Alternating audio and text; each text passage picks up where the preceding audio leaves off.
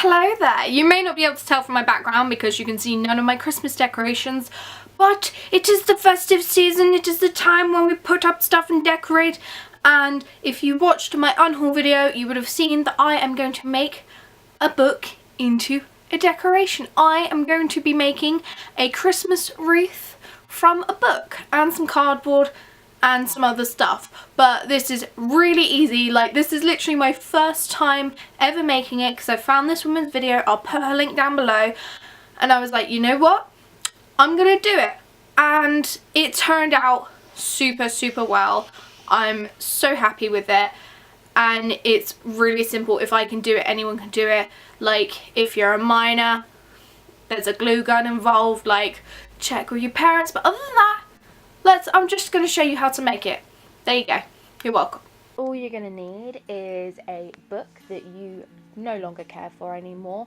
In this case, we are choosing Bare Bones by Kathy Reich. Apologies, Kathy, but it's going to a good cause. You will also need a glue gun, some scissors, some cardboard, a large piece of cardboard, and a pen as well.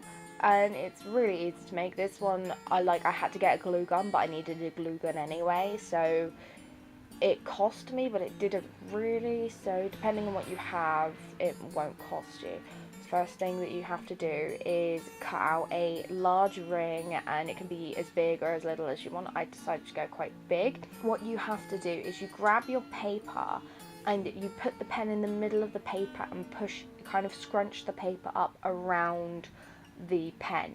That way it kind of crumples and it will look really weird. Obviously you don't want it like uber creased, but it will look a bit strange. And then you simply get the hot glue gun with the pen still in the paper. You put some glue on the bottom of the paper and then place it in the middle of the kind of band, because we're going to start in the center and then work our way out. I thought, yeah, no, I'll try and do one behind, because you're essentially meant to have 3 bits of paper in a row to create the big bulkiness of it. But I decided it's best to go in the ring around first in one row, and then you add the outer row and then the middle row. And as you go, like this, I thought it was going to take me about half an hour. It took me like 2 hours. It was long, but it was so worth it in the end. I absolutely love it. When you've finished gluing all of your bits on, there may be some pieces that kind of hang off, and I decided that I'd go through and glue certain pieces of the paper together. So some of the scrunched up pieces would be fixed together. That way they won't kind of fall off, and there's like a lesser chance of any of them either being blown off or just falling off after time. So the last thing you got to do after all of your pieces are dry is you decide where you're going to hang your piece from, and then you turn it over.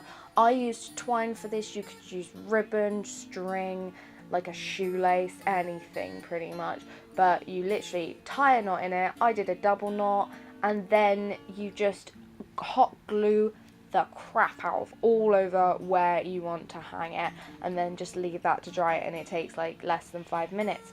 But then you have your lovely book wreath.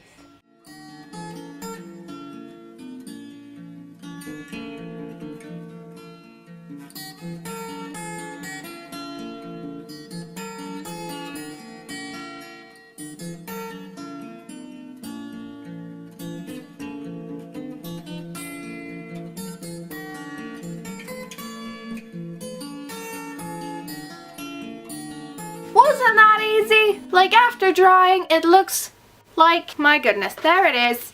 Big wreath. I'm here.